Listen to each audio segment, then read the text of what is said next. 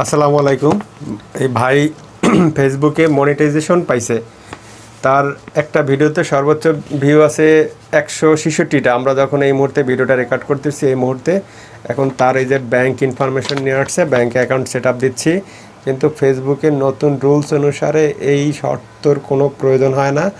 আপনারা যদি আইডিতে রিয়েল এবং নিজের কন্টেন্ট হয় অবশ্যই মনিটাইজেশন দিয়ে দেবে। বাইরে আইডির এতে আপনি ঘুরে আসবেন, সে কিন্তু ভালোভাবে এডিটিংও করে না, সে রিয়েল ভিডিও করে ক্যামেরা থেকে রাস্তায় ফেসবুকে ছাড়া দিয়ে, তাতেই কিন্তু তাকে মনিটাইজেশন দিয়ে দিছে এবং তার অ্যাকাউন্টে অলরেডি 14.26 কিন্তু $14.26 কিন্তু অলরেডি তার অ্যাকাউন্টে আছে। এখন ব্যাঙ্ক অ্যাকাউন্ট সেট আপ দেওয়ার জন্য বলতেছে, আমরা ব্যাঙ্ক অ্যাকাউন্ট সেট আপ দিয়ে দিচ্ছি। ফেসবুকে চলে আসলাম।